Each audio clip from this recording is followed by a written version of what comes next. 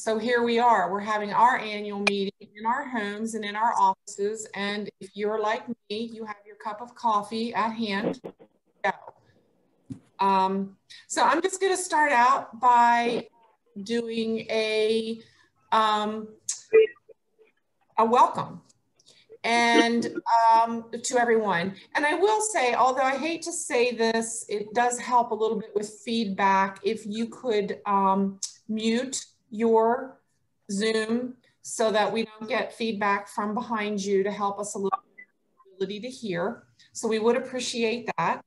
So I'm just going to start with, I'm very glad that you were able to make it with us today. I mean, I know this is virtual and it is a little more difficult.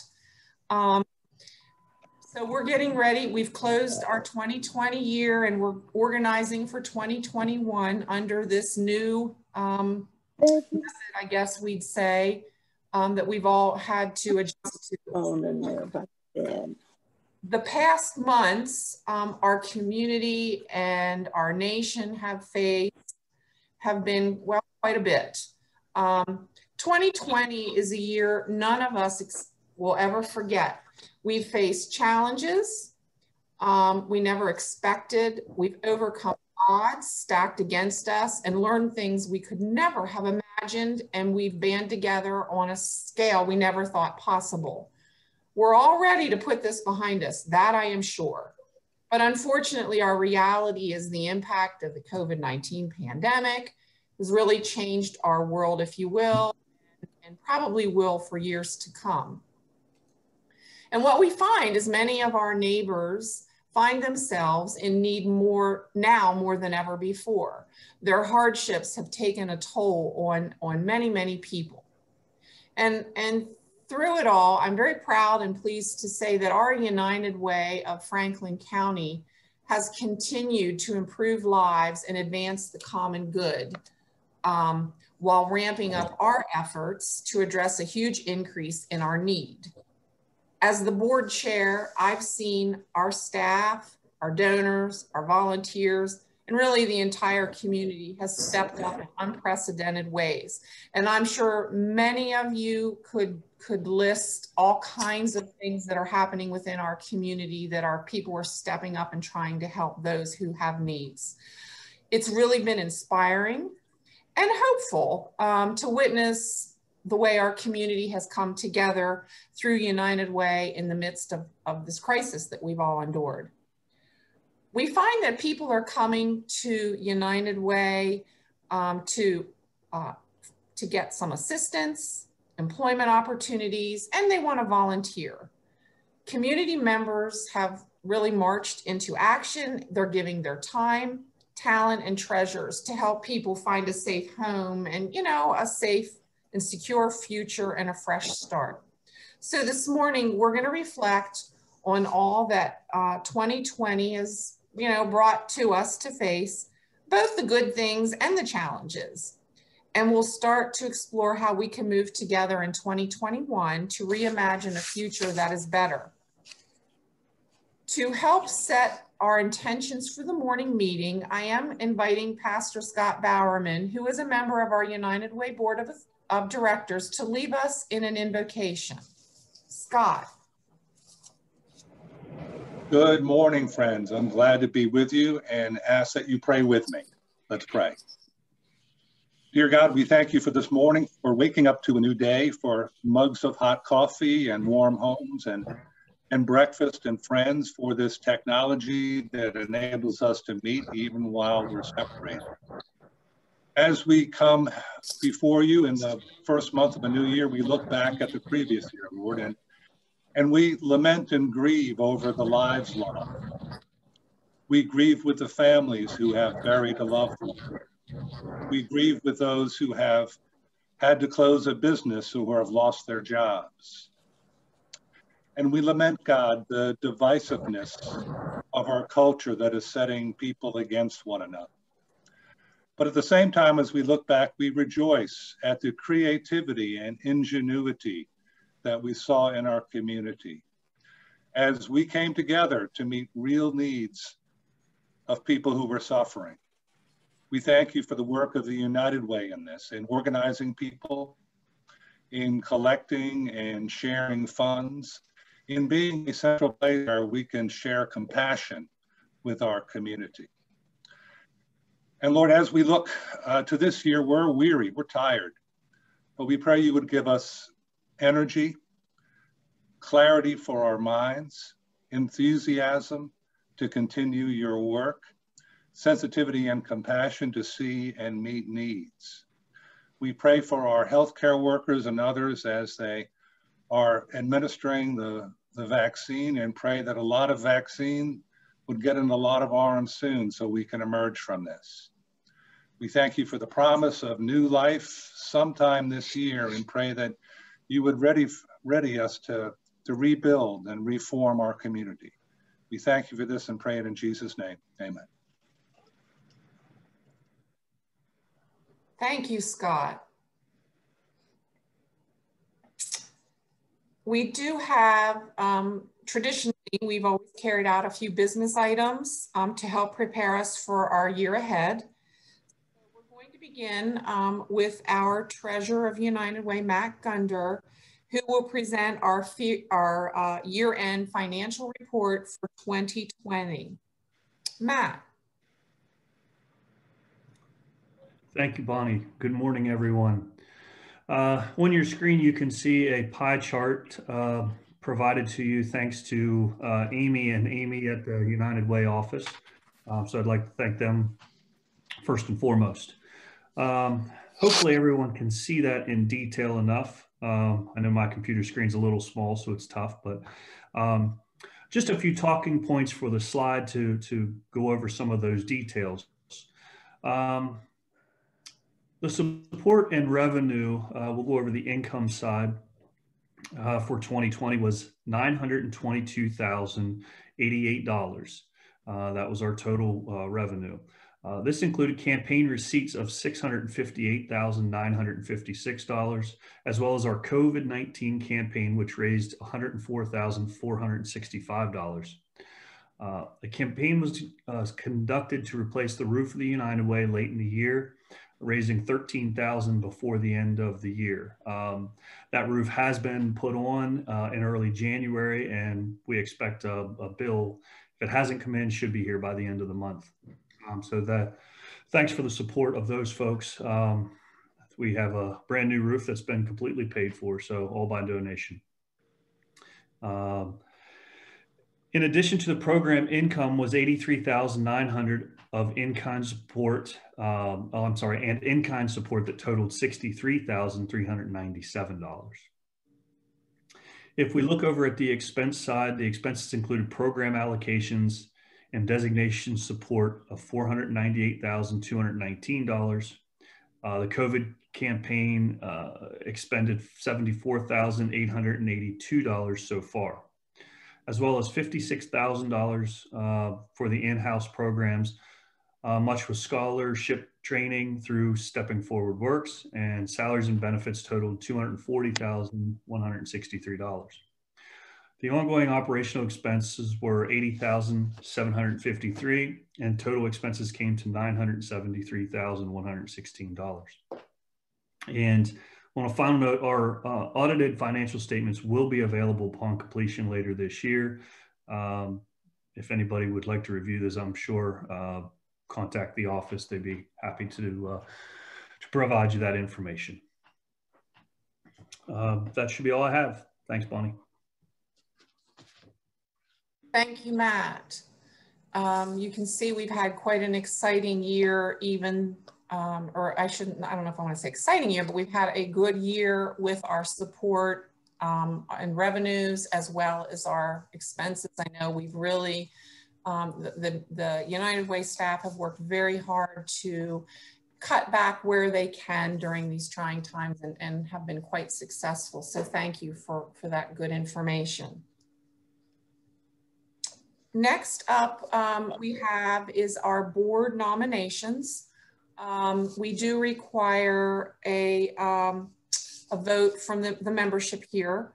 I will present our list of our incoming nominees. We have board members that are being presented for a second term and our slate of officers. So what I'm going to do, because this is Zoom and it's a little hard,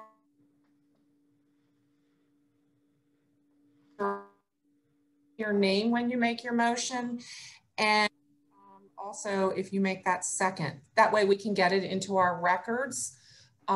When it comes time to say yay or nay, do your best to give a hands up sign, say yay, and I know Alana's gonna quickly scroll through the participants to get your votes.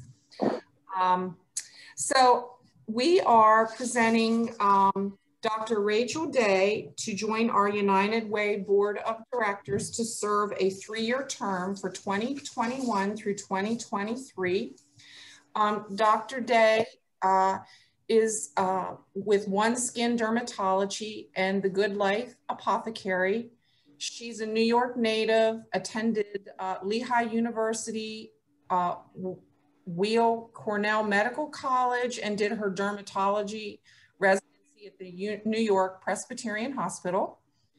She moved to Chambersburg, where she's been practicing as a board certified dermatologist for the past 3 years. She is the founder and CEO of One Skin Dermatology, a health and wellness practice. And in addition, she owns and operates the Good Life Apothecary, which is in downtown Chambersburg. So with that, I would request a motion from the floor to approve Dr. Rachel Day as a United Way of Franklin County member of our board of directors. It's Clint Boldy. I have a first by Clint Boldy, second. Kim Shockey, second. You, Kim. Do I have any further discussion? All in favor, say aye and raise your hand. And for just a minute so that Alana can see. Aye. Aye. Aye.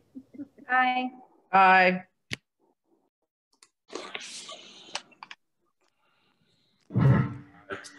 Okay. Alana, am I good to go? Aye. Yep, we're good. Any opposed, please say nay and raise your hand.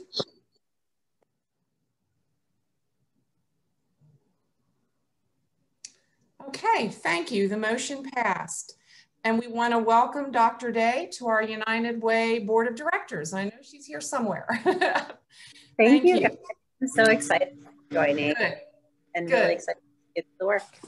Great. We're excited to have you join our team. Next on our agenda is we have 5 board members that are eligible to serve a second term, a second 3-year term with United Way, and they are on your board. We have Kim Kreider, who works with WellSpan Health, Ken Ditzler, who's with the Patriot Federal Credit Union, Pam Johns, who's with F&M Trust, Nancy Probst with WellSpan Health, and myself, Bonnie Zahler, with Luminous Community Development. At this time, I'm requesting a motion to approve a second term for these individuals to the United Way of Franklin County Board of Directors. Do I have a motion to approve? Bernice Cross, so move. Thank you, Bernice. A second? Sherry Carney, second. Thank you, Sherry. Further discussion? Those in favor, please say aye and raise your hand. Aye. Aye. Aye. Aye.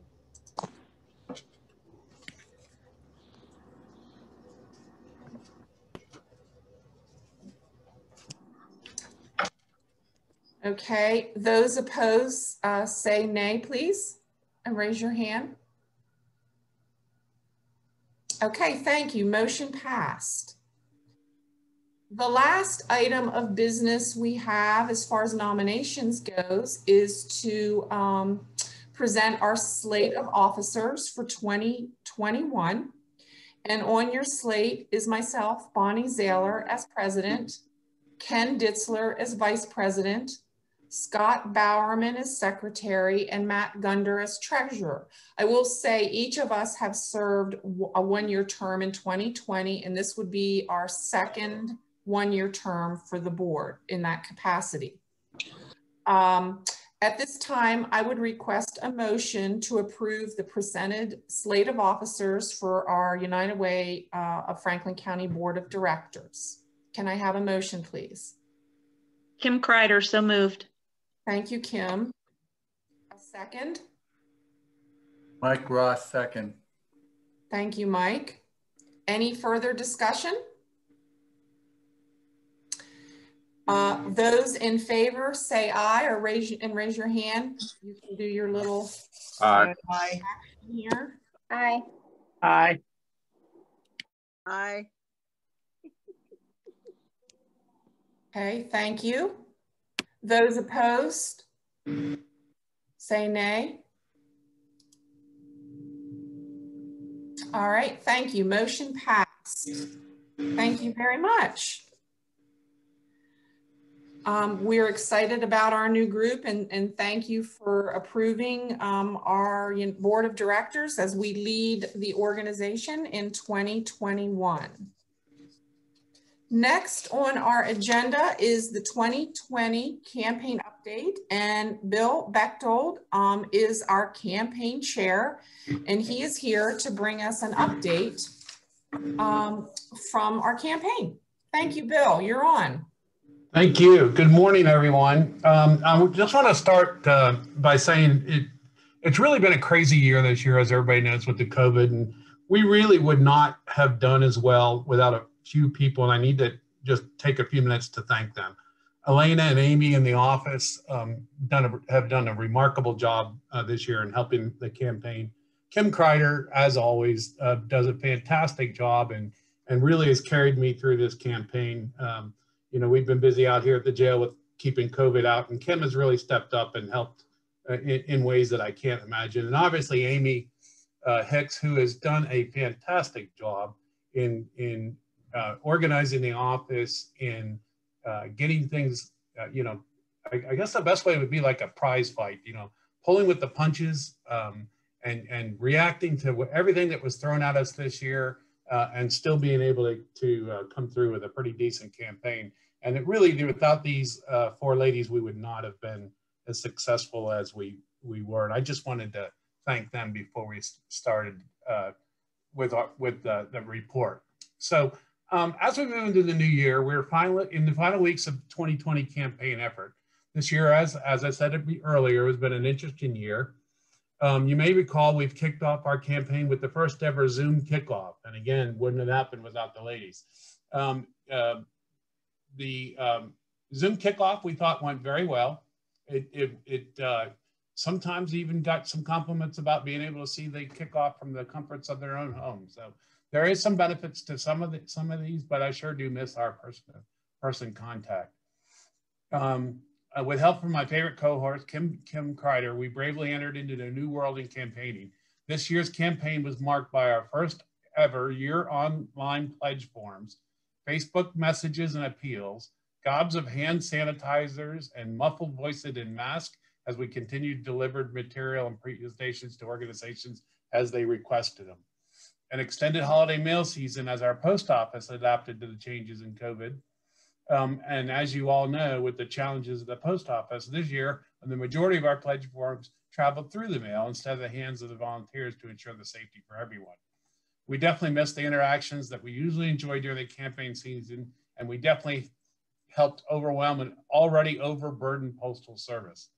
We continue to receive responses even this week from our December holiday mailings, and we're just about to send out one more appeal for the donors that will still intend for this year's campaign.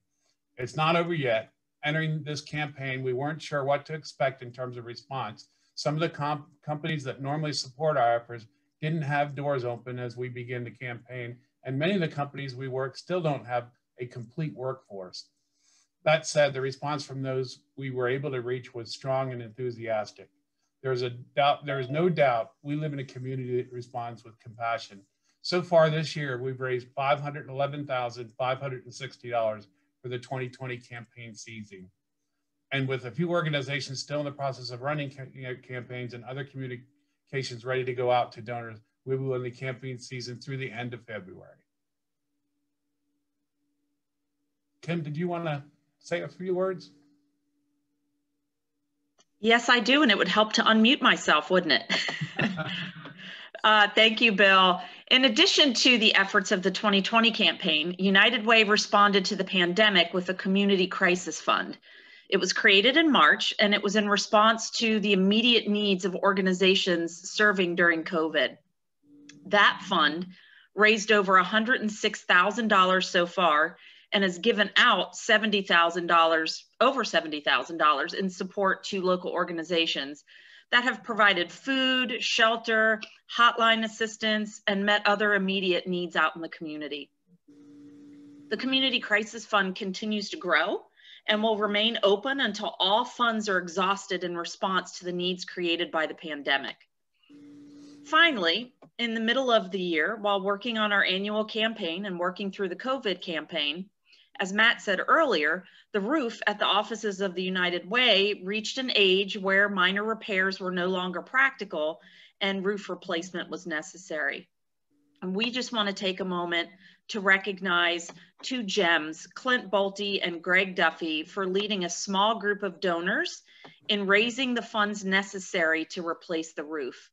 So thanks to the generosity of this group, the roof was replaced in early January and will be paid in full by the roof campaign effort before this month is over, and without pulling resources from our regular community campaign efforts. So thank you to Clint and Greg, and Bill, I'll turn things back over to you. Thank you, Kim. It certainly has been a year. I want to thank all of you for your efforts and energy for the community so far. And at the same time, I'll remind you that our work needs to continue. We have not finished the 2020 campaign yet, and this community needs all of us now and in the years to come. Please continue to stay tuned to the resource and volunteer needs of this community by visiting www.uwfcpa.org or follow us on Facebook. Thanks again, everybody, for allowing me to serve as chair this year. I really appreciate it, and thank you so much to all of you for all your help. Thank you very much, Bill and Kim, for that update. Little did we know when we recruited Bill over a year ago that he would face these challenges to run a campaign, let alone adding in the COVID crisis that he has in his own workplace. So we really appreciate your effort. And as always, Kim Kreider is a great team member and has helped out tremendously. So, you know, what you've learned today is not only were we able to raise funds for our partners, but also the crisis fund and the roof campaign. So really, all in all, it's been a good year, a good outcome with the challenges we face. So thank you so much to all of you. We're going to move on now. We do have a main presentation today. We're going to use our own staff this year to provide an overview of the events that occurred during 2020. They're going to reflect on the impact that COVID has had on Franklin County, looking at it through our human lens, if you will. How has COVID-19 affected our nonprofits? What are the greatest needs of our neighbors? How have the various events of 2020 shed a light on the disparities in our community? These are all questions and issues that we all are thinking about. So we have Amy Hicks, our Executive Director, and Amy Wively, our Communications and Community Impact Director, are going to join us to share insights from our local nonprofits. And there is a new updated ALICE data during COVID-19 report. Thank you. Amy and Amy. Thank you, Bonnie. Well, good morning, everyone. I really appreciate that you're joining us this morning and during one more Zoom meeting and making time for our annual meeting. And I have to say, it's so nice to see so many faces I haven't seen enough of this year. I've been tasked with reviewing 2020. That's a topic that most days I'd prefer to skip. but I think there are some insights that are worth revisiting. So from nonprofit needs to Alice and community response, we're going to take a walk through 2020 together. Sometimes I think back to a day in March when my team packed up for what we thought was going to be a 2-week work from home adjustment. And I think about how little we understood at that point and how much we've learned this year. I'm thankful this didn't happen any sooner than it did, because even a few weeks before March 13th, 2020, my team wouldn't have had the tools to be able to work from home for more than a few days. Resilience has been the ongoing theme for everyone we encounter, as we've learned to work from home, navigate new technologies, and adjust to life, at times 24/7 with our immediate families, while experiencing long separation from other people we care about. While toilet paper shortages and cat memes dominated the spring, and we navigated life on Zoom, our real challenges as organizations and as individuals would come in early summer, as racial injustices reached center stage in our nation and in our own community. And we would each learn more than we ever wanted to know about the political and personal ideologies of family and friends, people we work with, and people we serve. For the team at United Way, it was difficult and sometimes painful to watch our community divide over different expressed feelings about health, safety, equity, and personal freedom. I've noticed this year that my team shows up more often in their Live United t-shirts, and I'm pretty sure that the tagline has taken on new meaning for us this year. I've been asked to speak openly about the challenges we experienced and about what we learned from nonprofit partners that shared their experiences with us. This is not to evoke sympathy, but more to help us reflect on the lessons learned so that we can reflect and adapt to become better and stronger as a community sector. Putting our experiences out in this way allows us all to put our heads together and work toward better solutions for the future. United Way's main focus in the midst of the moving landscape was to serve nonprofit needs and concerns so that they could, in turn, serve the needs of community. So we launched a community crisis fund to help us meet the immediate needs. Clint Bolte and Kim Kreider volunteered to lead the effort, and a small committee of board members agreed to help review requests in order for this revolving fund to be available to respond quickly to the emerging needs. In addition to the fund, our team was on community calls with agencies from all over the community and region, day after day, learning about needs and learning about resources. Food and shelter needs emerged immediately. And it's important to remember with shelter that there are a wide variety of shelters serving the needs of our community. From our shelters for the homeless, to those that take care of people with ongoing special needs, to those escaping bad situations, and also those caring for people in recovery settings. The challenges facing most shelters this spring was the adaptation of 24-hour shelter living, meaning every client for all 24 hours, 7 days a week. Capacities had to adapt for ongoing proximity of clients. Foods and supply consumption increased dramatically within the shelters because of quarantine restrictions. Boredom had to be addressed because of people confined to small spaces for long periods of time. And new health and safety measures and guidelines had to be revised and implemented immediately and often. Food pantries and service programs realized new challenges as well. It was apparent that the volunteers at our food pantries, the ones that they have depended on for years, were also a lot of the members of our community that were highest risk for COVID due to the known risk factors. The supply shortages that plagued our grocery stores directly impacted the availability of food in pantries as well, issues that extended throughout their supply chains. We saw the beauty of our community as some restaurants that could not be open for business either donated food supplies to the pantries, or in some cases, they opened their doors and gave away food in downtown spaces. Several non-food programs reimagined their service delivery through the summer to take meals to communities where health was needed. Emergency call centers increased technology and staff capacity to meet needs that were growing exponentially.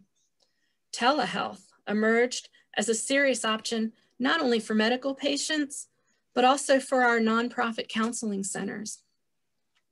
Churches and other groups began to seek outlets for people who wanted to help. And although the need to shelter in place created some challenges for our volunteers. So there was a lot of creativity this spring, finding opportunities and a lot of people sewing masks. These are the kind of challenges our crisis fund and our COVID resource hub was responding to. We had the opportunity to work with quickly changing needs, which was very different from the long-term planning that we're used to for funding. It was challenging, but it was also rewarding. And we learned about some of the biggest challenges faced by nonprofits this year. Starting with staffing. Funding to support staffing positions is always a challenge in nonprofits. And the fact is that the make or break factor for most good programs is the ability to pay for the staff to run them. For 2020, as programs had to delay start or change direction, layoffs were a huge concern. We all know the fear of losing a good person due to funding cuts. Many of our granting resources across the board allow for very little overhead or staff-related expenses. This creates an ongoing dilemma as we try to deliver solid programming and track our client and program progress over time. COVID was no different as nonprofits tried to introduce new programs, meeting emerging needs without adding staff at an uncertain time. Amy Weibly is going to be talking about the ALICE population later in our presentation. The reality for many of our nonprofits is that a large portion of our employees are ALICE. During COVID, some of our employees became essential workers, while others were lost due to funding. Program changes, other factors. Besides losing talent, this would create an additional strain on employees that remained in the organizations.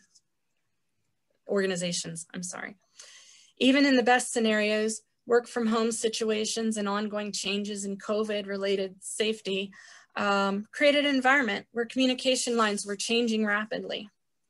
At United Way, we moved almost every process from financial procedures to public campaigning into online processes. Staff meetings moved to phone and computer. Only one or two of us could work at the office. And even as restrictions were lifted, there were times when we were at half capacity due to unexpected quarantines and adapting to the needs of employees and their families, something we know is happening everywhere in the community for nonprofits and other businesses alike. Another factor we were facing, and one that unfortunately some of our friends and neighbors have faced for far too long, was and is the inequity of access to systems that exist for much of our community. Our organizations and others across the country were already taking a deep dive into a new understanding of racism and division in our community before COVID and the unfortunate events of the year unfolded. We were hearing layers of stories and history that has stifled the development of a cohesive community. We were learning about our individual shortcomings and about the systematic obstacles that have created large gaps and hurt generations of people. 2020 proved to be a much needing unveiling of realities. As we look at our service systems into the future, whether it's social service, education, or retail, we know that equity will need to be a priority. We also know that caring for the emotional well-being of every person that emerges through our doors will be an even greater challenge as we come out of the COVID pandemic. Balancing COVID, equity concerns, and never-ending politics, nonprofit leaders in every community were and are very concerned about the emotional fatigue and burnout for our staff and volunteers. Funding. COVID grants have helped fill the gaps in 2020. Government assistance programs, foundations, United Ways, and others have created additional funding streams. We've learned to work together in new ways And we've learned foundations, United Ways, and others to share information across, which has been really helpful. Nonprofits continue to be challenged as many of our collective resources don't prioritize the need for staff retention, growth, and training. Regular fundraising events have gone by the wayside for the time being, creating gaps that cannot be filled adequately by our grants. And many of the typical donors we work with may not be in a position at this point to give. They may actually be on the other end, on the receiving end of assistance instead at this point right now. From a United Way standpoint, we delayed our receipt of funding applications several times because of required closures across our nonprofit partners. As the year was wearing on, we realized that predicting the level of available funds would also be a greater challenge than we've faced in the past. The workforce supporting the campaign was reduced and businesses were facing unpredictability all year. Cash flows were monitored closely throughout the year, and we dipped into our endowment fund to meet some of our end of year obligations. If ever there was a time to need an endowment, this proved to be the year, and I'm grateful that we had it as a resource. Nonprofits are often judged harshly for retaining resources, but in times of crisis, we need our nonprofits to retain enough resource to weather a storm and still remain financially sound. So as we approach year end into the new year, COVID cases continue to emerge and more people we know are touched by the pandemic. Organizations like ours continue to manage individual and sometimes group quarantines due to exposures, not to mention adapting with employees that are battling effects of COVID. All of our organizations have reported that they're taking measures to do everything they can to follow guidance, but many report that they continue to struggle with the adaptations that are necessary. We all continue to adjust with changing technology needs and the need to work remotely. As this stretches on, we're beginning to test the endurance of some of the technology that we switched to months ago. We've begun replacing microphones and other pieces of technology that weren't built for this type of use. Nonprofits worry about the months ahead as needs continue to increase. The latest housing moratorium on evictions now ends March 31st. We continue to face clients with ongoing financial hardship. PA 211, which we fund as the main referral source for communities, saw an increased demand for food referrals of 140%. A number of food programs doubled in size due to the demand. Call centers are now overrun by people seeking vaccine information, while the pipeline for receiving vaccinations still a work in progress. At the same time, people are avoiding health maintenance visits because of the fear of contact with COVID. Overall, some of our programs are busier than they've ever been, while others remain on hold or non-operational due to factors like funding, staffing, or the ability to meet safety obligations, regulations. And I'm gonna pause for a second as Amy brings up 3 slides that contain direct statements from some of our nonprofit leaders that were serving really heavily in the midst of the pandemic. So I'll read these for you. Both our emotional listening support and PA 211 hotlines have experienced a significant increase in call volumes. Initially, call volume doubled. Then throughout the summer slowed down a little, but in early September slowly increased, and we are now back to the initial pandemic levels. For our region for 2020, housing calls were up 123% for the year, food up 122%, electrical assistance up 85%. For food specifically, the number of requests increased significantly starting in September 2020 and held high all through December. So the requests for food increased toward the end of the year compared to the start of the pandemic. From SCAP, Megan Shreve. Since July 6, 2020, we've spent $834,074 through 5 different programs. That is 11 times what we typically serve in a year. and we're just scratching the surface. PHFA funding has now expired and was the highest income guidelines.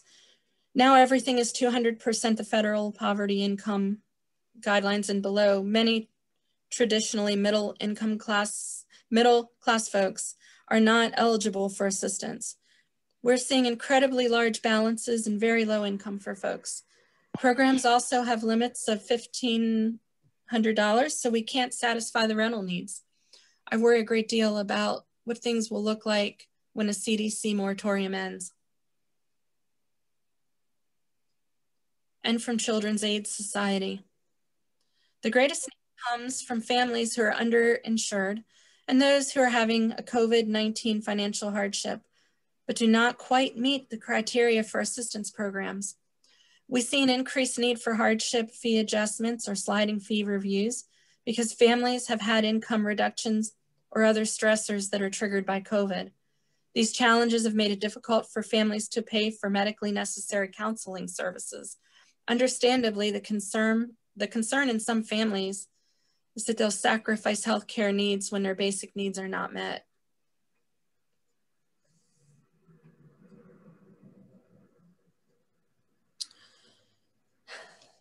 The statements on the slide are not far from things we hear during normal times. I think the sense at this point is just sort of an exasperated sense of need across the community. Coming from this is probably the most cumbersome and difficult report of the community that I've ever given. It's really not in my typical nature to take time to dwell on the problematic side of our work. I would much rather talk about the wins, the volunteer highs, and the inspiration that goes with what we do.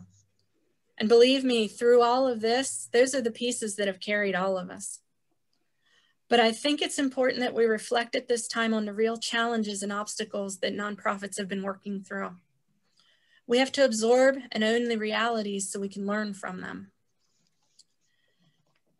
Now I get to take a little break while Amy Weibly talks to you about what we've learned about ALICE this year. I probably don't have to tell you that ALICE has been represented every time the topic of essential worker comes up. Our most requested topic for an update this year has been ALICE. So we're pleased that Amy has new information for you. When I come back from this part of the presentation, I promise we will end on a more positive note with a good dose of hope for the future. So if you would take it away, Amy. Thank you, Amy.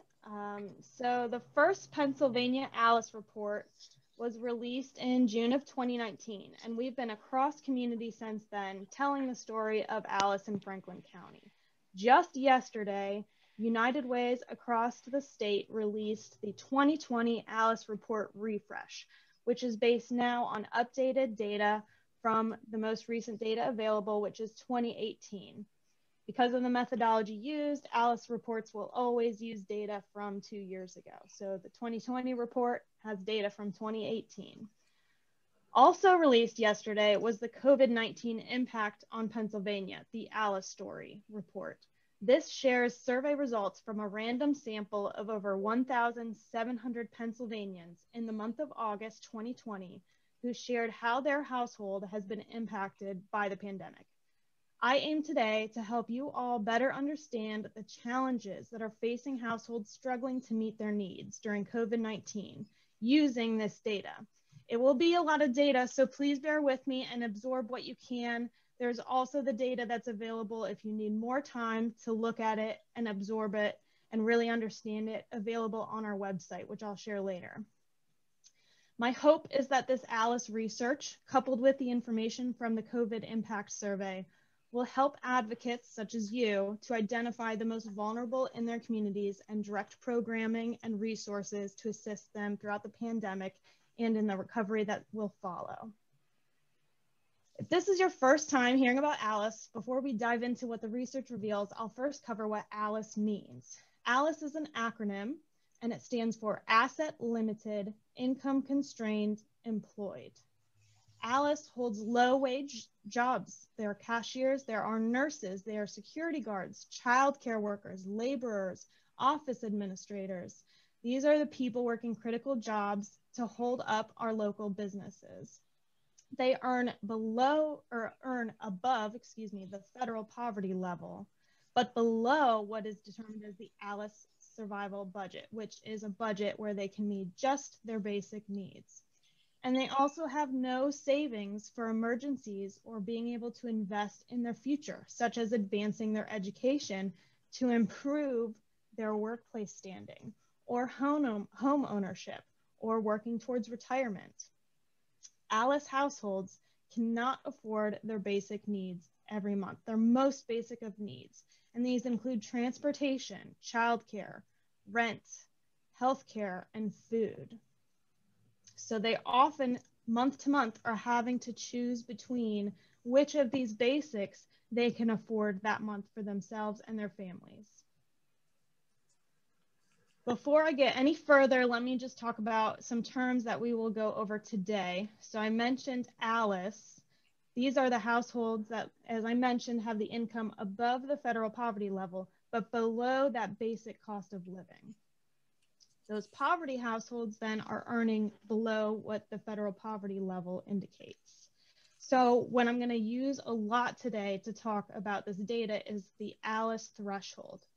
This stands for the average income that is needed to afford a household survival budget. So Alice threshold is I'm meeting my basic needs if I'm at this Alice threshold. Households that are below the Alice threshold include both Alice and poverty level households. If they're above the Alice threshold, they can meet or exceed those basic needs budgets. So keep that in mind as I'll use it as we talk about the data. So Alice and Franklin County, we're looking at 33% of households that cannot afford their basic household necessities. If you are familiar with our Alice data report that was originally released in 2019, this has gone up 3% since then. So just in that 1 year of data, we went from 30% of households below the Alice threshold to 33%. And of this, 11% of those are below the federal poverty line, and the other 22% are Alice.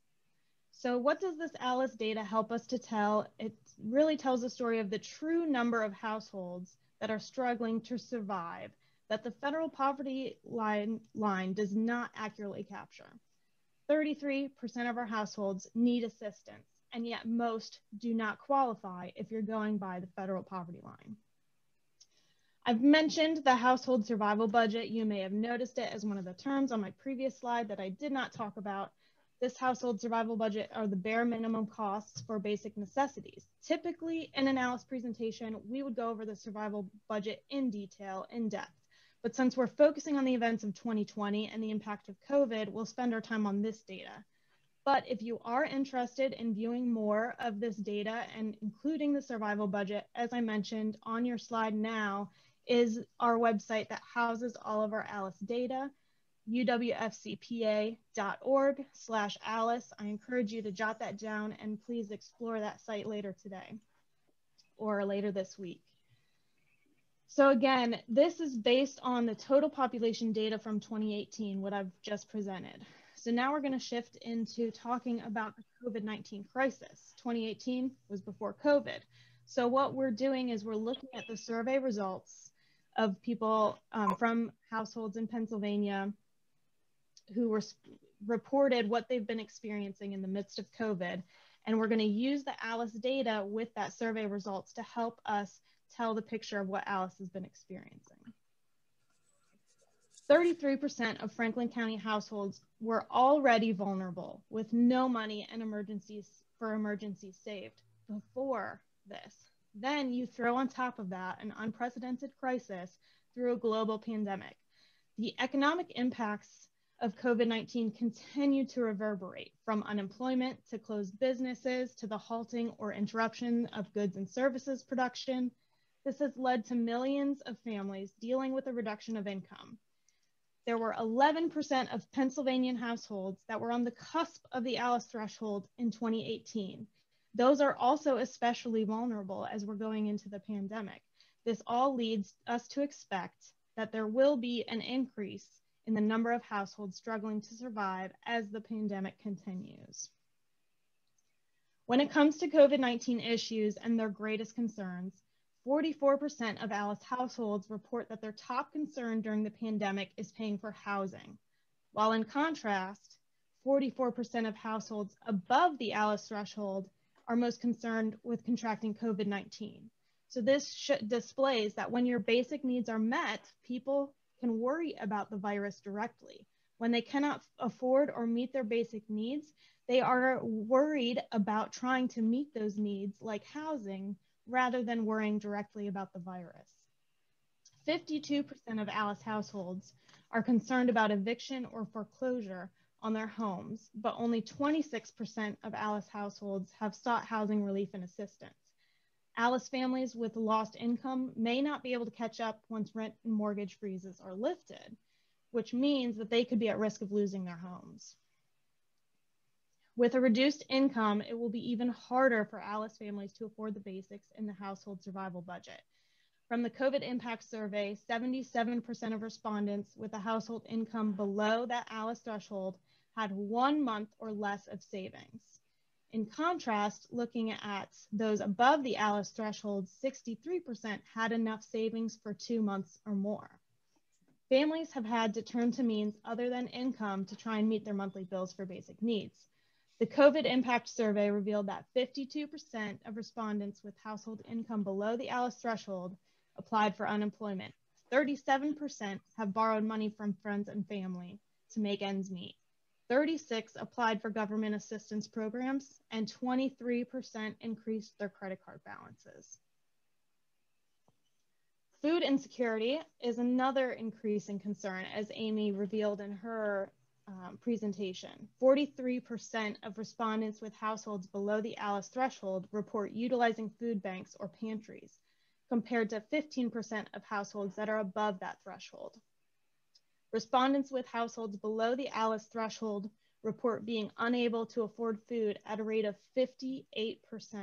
That's almost 3 times that of households that are above the Alice threshold.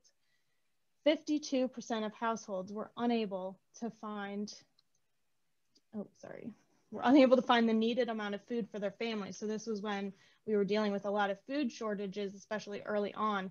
Of all of the households, over half of them couldn't find all of the food that their families needed at that time.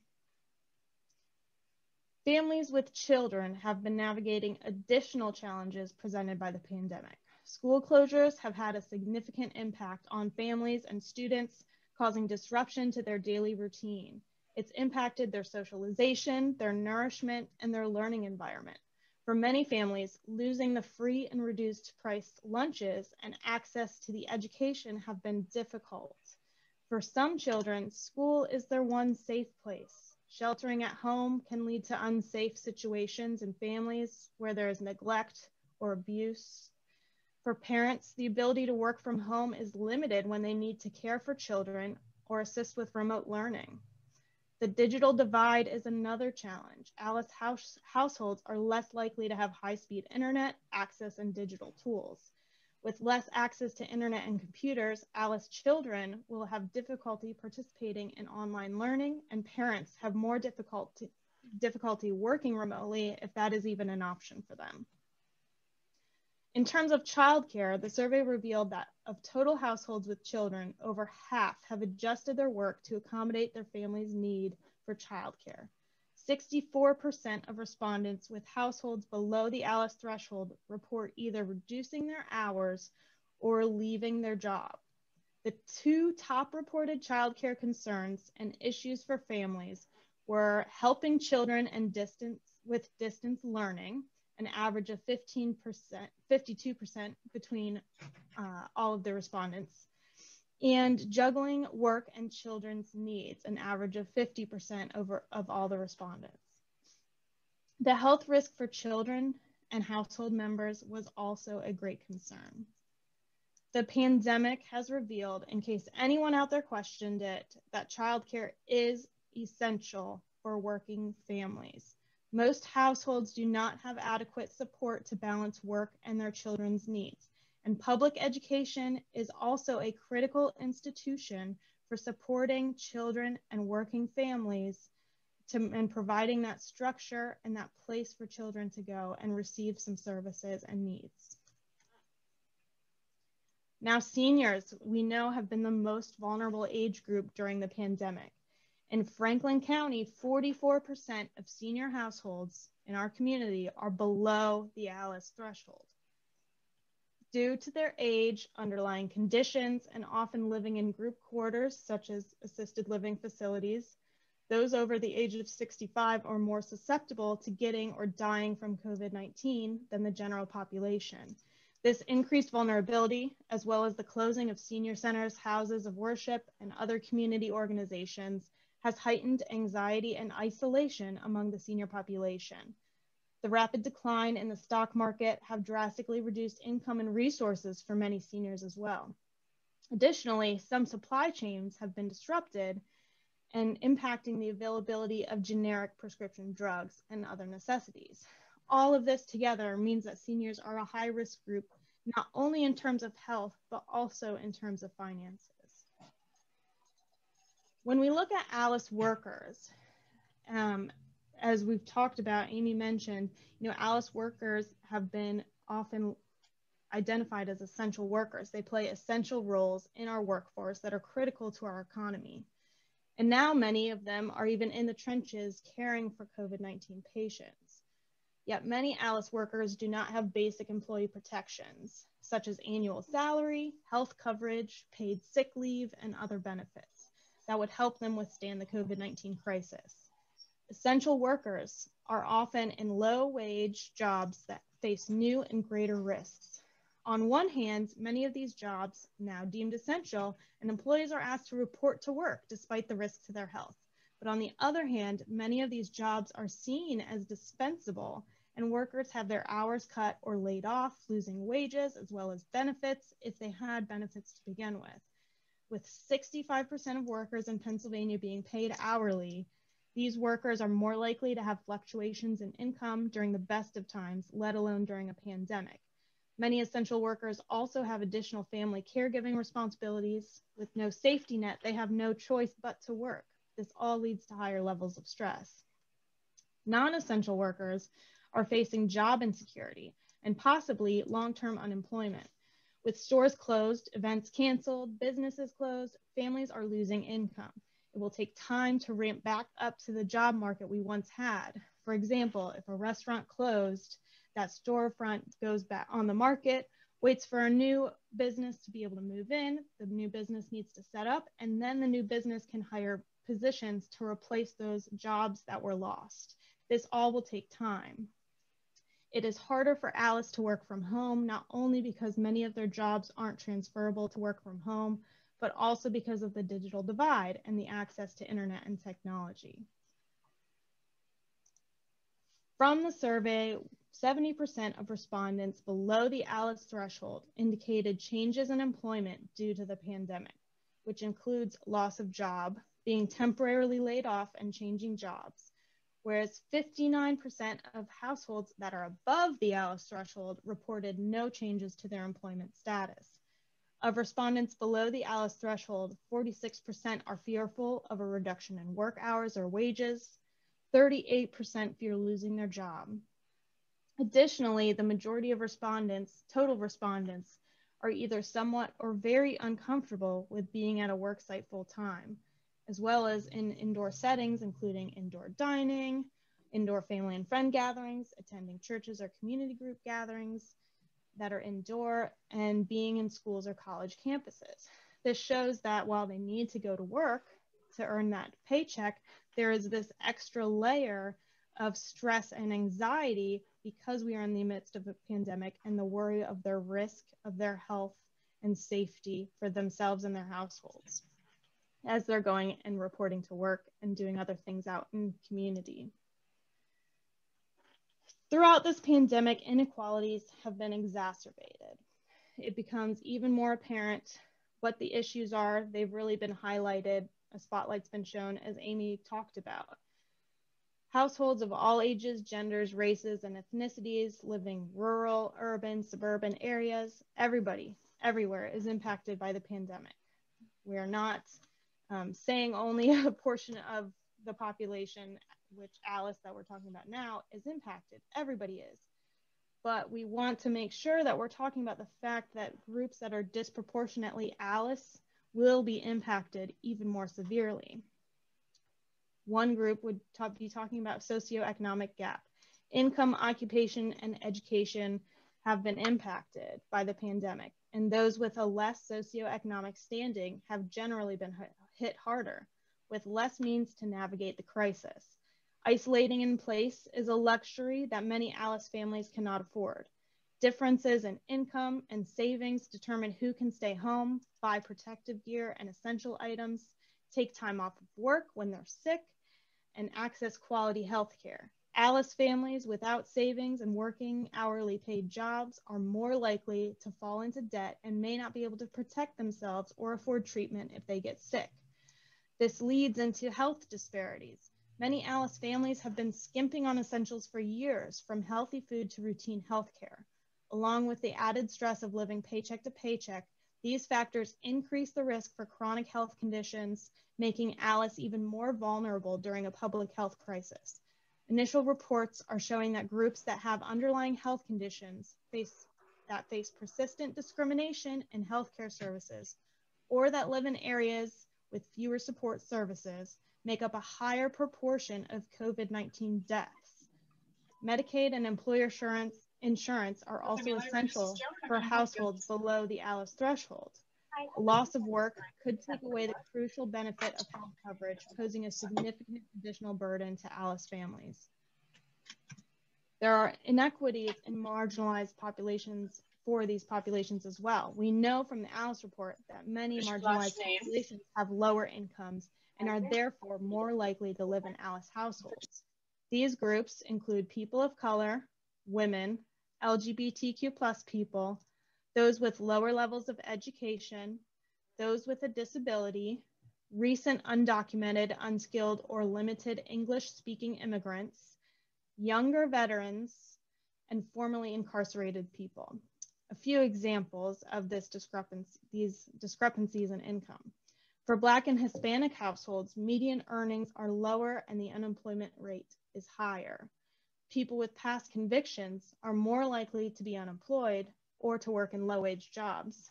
Women make up nearly half of the US workforce, receive more college and graduate degrees compared to men, and are the primary or equal breadwinner in 40% of families, yet their wages are generally significantly less than men in comparable jobs.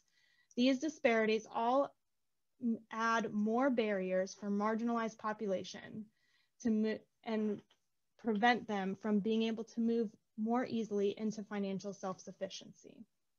The digital divide has come up a few times in my presentation. The COVID-19 pandemic really has emphasized that this digital divide exists for households that are below the Alice threshold. 81% of Alice households reported additional expenditures for increased utility use and purchasing technology to adapt to working at home or staying at home orders, or even just being at home more often than normal. Additional costs for the Alice household are alarming when you're considering that the Alice household budget does not even include budgeting for savings or extra spending. So the benefits of talking about all of this is realizing and recognizing what the issues are and how there's also the benefit to moving towards equity. In the Alice report, it talks about this, and there's a moving towards equity analysis that reveals that if all households earned enough to meet their basic needs in Pennsylvania, the state economy would grow by 17%. What we're seeing, the impact of COVID, what it's revealing is the opposite of that. When the number of households that cannot meet their basic needs increases substantially, economic hardship increases across the board and state economies start to contract. So this is why it's important that we as a community come together to talk about this and then look toward some solutions on what we can do as a community to help uplift one another so that we all benefit. Now with that, I'm going to throw it back to Amy Hicks so we can talk about this. What can we do moving forward? Thank you, Amy. I have to just take a moment to recognize the work Amy's been doing. This data just reached us in the past week. We've been waiting for it. And so her week has really been absorbed in this data, preparing for the meeting, and she's done an excellent job with it. Alice, the Alice data has been with our United Way for almost 2 years now. And gaining an understanding of Alice has proven to be one of the most valuable initiatives we've taken on. As I mentioned before, Alice isn't new to our community. This is a population we've been serving for a very long time. The information presented through the lens of Alice helps bridge the understanding that, number one, the conversation about poverty, especially when presented using the federal poverty guidelines, severely underappreciates the amount of work and resource that's required to create a stable community. And number two, when we're talking about helping Alice, this illustrates that we're never just helping some remote group of those people. The people we're helping are us. And by us, I mean all of us. So now, as promised, there is hope. There is hope in what we've learned this year. This year, we learned to master technology that allows us to work from anywhere, setting up the ability to respond to changing situations no matter where we're physically located. And forgive me, my remarks have gone one direction and my slide's going another, so I'm going to deviate for a second. United Way's respond to the COVID crisis. We did raise over $106,000 to date for COVID-19 crisis response and recovery. So far, I think it was mentioned earlier, we've given away about $74,000. So that means there are funds still available for nonprofits that can utilize them to help people throughout our community. Check out our website. There's information about how to connect to the request form. And if you have any trouble, give us a call at the office. COVID grants. Kind of wrapped up in the same thing, but in addition to United Way, there are foundations and other resources throughout the community. One thing that we did not mention earlier, but I know for our organization, the PPP loan was significant in helping us bridge this year. And I know that there is another PPP loan on the table for organizations in the coming weeks. Recovery efforts. Partnering with cross-sector stakeholders. I can't say enough about community partners, WellSpan, county government, and others in the organization coming together and leading calls to help us really maintain a grasp on what was happening in the community, bringing people from all over the community together to resolve issues as they were coming up. And then finally, Resource Hub. And there again, I'm going to hand it to Amy Weibly for the technical expertise to do this. But our website has served as a resource hub since the beginning of the pandemic, connecting not only the funding resources, but also volunteer information and needs of community organizations. She continues to update this with help from the rest of our staff team who've been making calls to nonprofits to keep up to date with what's happening. Program partners. Our grant allocations for 2020 went to 26 different program partners that were serving the needs of community in different ways, and in many cases working outside of their normal scope to make sure that needs were met. Job training. Tracy Spearley, could you give a quick wave? Tracy's on our team coordinating Stepping Forward Works. We have had candidates moving through that workforce training program, scholarshiped through United Way funding to attend courses at Franklin County Career Tech so that they could enter the workforce, in some cases in healthcare fields. There have been stops and starts with that through the pandemic. However, the consistent movement has been forward. School supplies.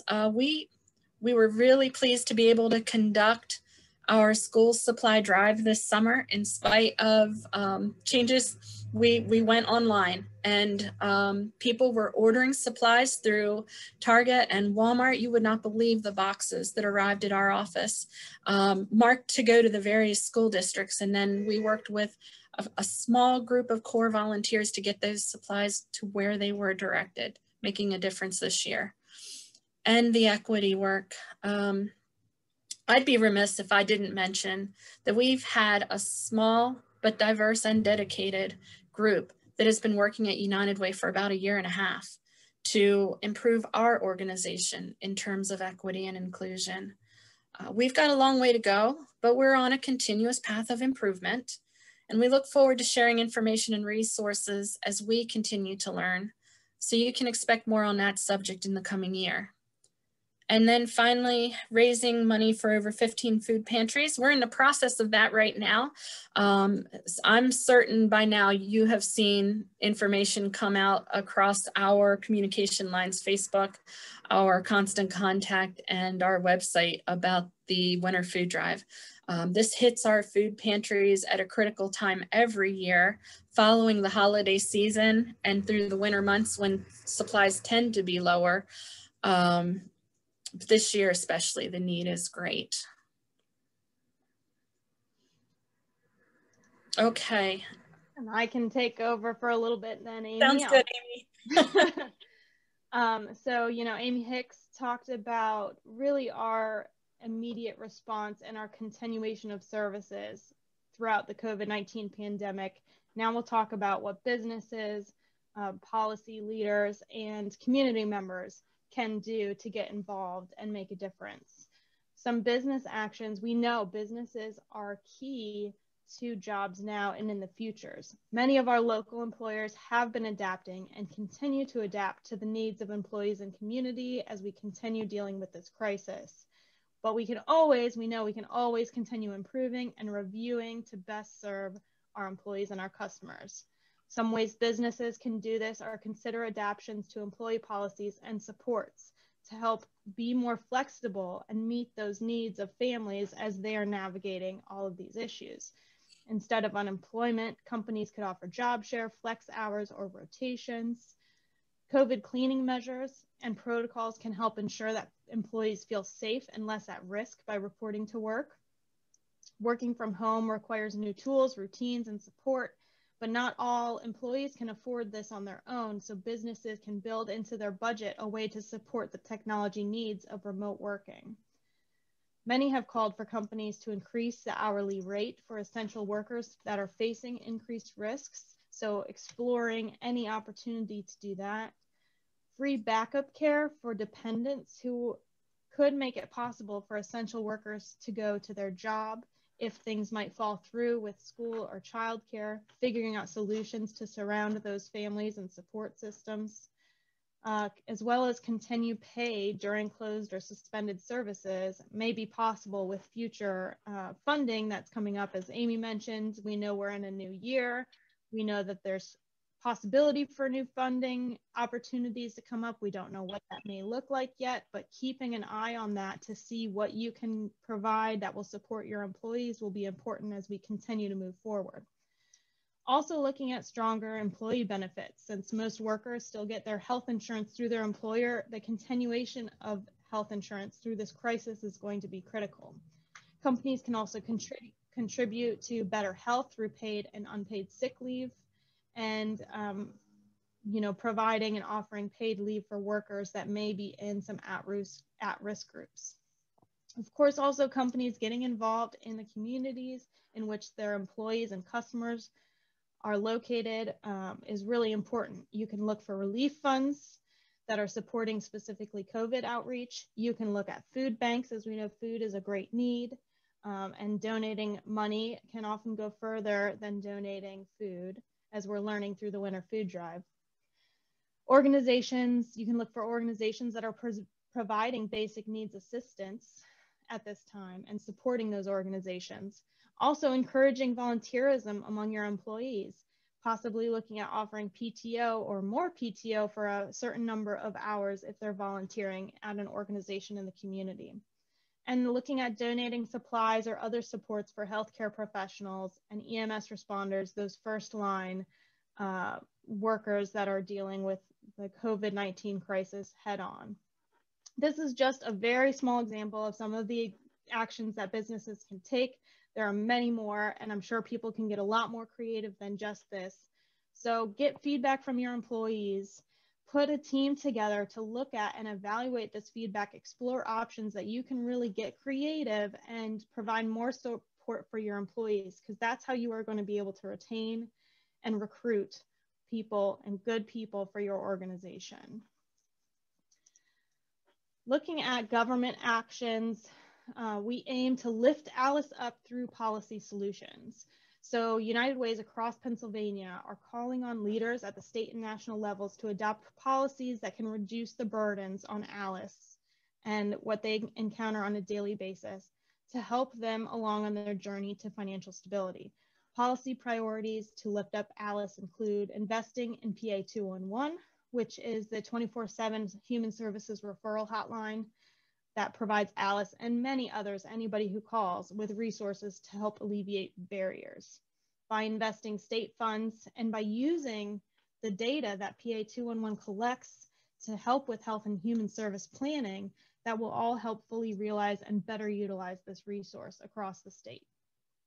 Workforce development that works for ALICE. When every individual and family is financially stable and has opportunities for economic mobility, our communities and our Commonwealth are stronger. This includes increasing family sustaining employment, assuring access to income supports and emergency services, and helping families grow savings and assets. Accessible, affordable childcare and pre-K programs. Research demonstrates that high-quality childcare and pre-K improves a child's cognitive, language, social, and emotional development.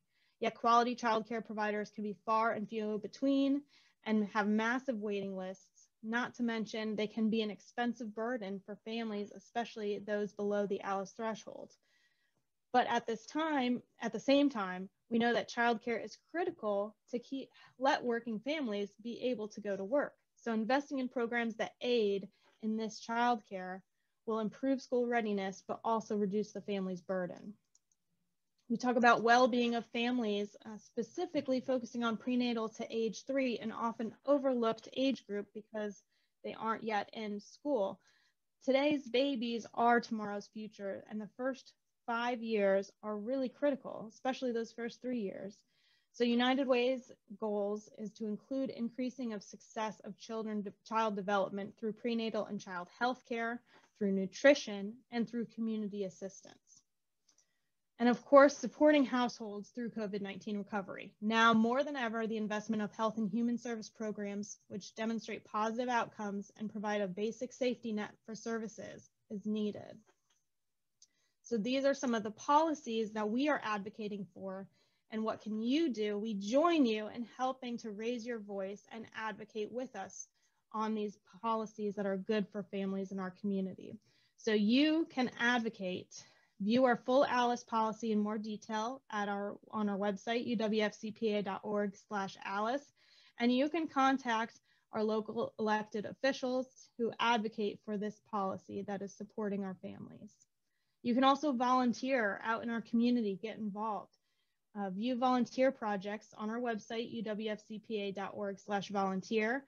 And on the same web page, you'll see a list of current volunteer project opportunities, as well as some item donation needs. But you can also sign up to receive email updates about volunteer opportunities in the future. Also, give. We've talked about some of United Way's programs, so you know about those, but there's so many opportunities to give in our community, and not just giving of money, but giving of item donation needs as well.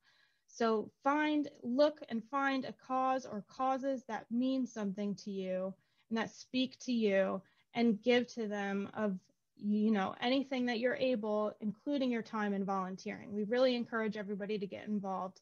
It not only helps our community, but it's good for us as individuals too, and for our mental health as we're going through this pandemic, everybody's feeling the stress and anxiety of it.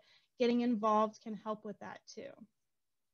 And so Amy talked about hope for the future. I'll pass it on back to Amy to wrap this up. Thanks, Amy. So yes, there is hope. As I started to mention before, we've learned so much this year, and a lot of that knowledge and insight that we've gained is only going to help us in the future. The technology, we've learned methods that will allow us to respond to situations from wherever we are. Not to mention balancing work and family. This year has proven a test in balancing work and family. On the other hand, we found ways as an organization, and I believe organizations all over the community have learned to adapt to the needs of families. Communicating across our systems and thinking about bigger picture solutions and how to better utilize the strengths of various organizations and the individuals within them. Recognizing a wide variety of perspectives about health and safety, and learning that not every person we encounter feels safe in the environments we're using, and we need to respect that.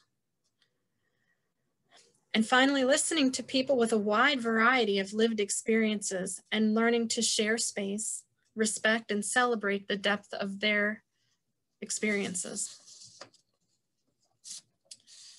Finally, coming out of this year, I think we've all learned to appreciate the time that we have and the people in our lives. We want to echo the voices of every nonprofit leader that talked to us about the heroes within their nonprofit teams. So Amy, if you'd move to the next slide. Our final slide shares some statements about the amazing people that we've had the pleasure of working with in the nonprofit community and what their leaders have had to say about them. So I'm going to leave just a minute to take a look at what they've had to say.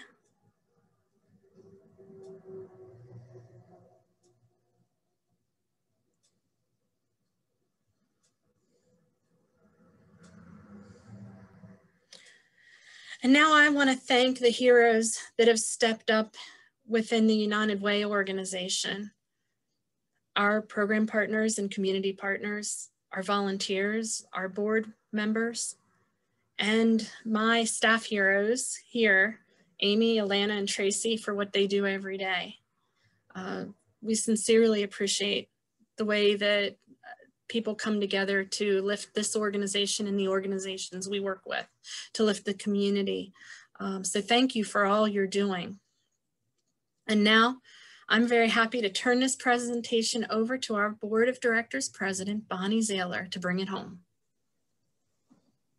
Thank you, Amy Hicks and Amy Wadley.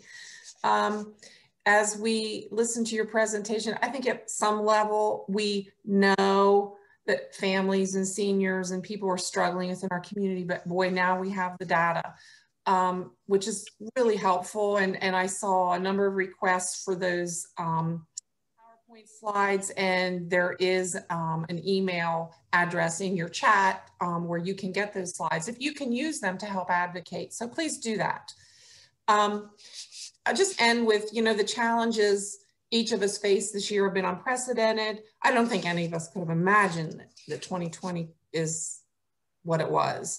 There are so many in our Zoom room that have made contributions to our community. I see so many faces, and I know so many things that you all are already doing, from making masks, delivering masks, contributing to the special COVID fund to assist our community organizations, practicing safety protocols, making changes at work, doing it even when it's hard, offering your time and talents to create new and innovative ways to help others in need, and so very much more. So on behalf of United Way of Franklin County, I thank each of you for your contributions to help our community be a better place because of your efforts. So thank you.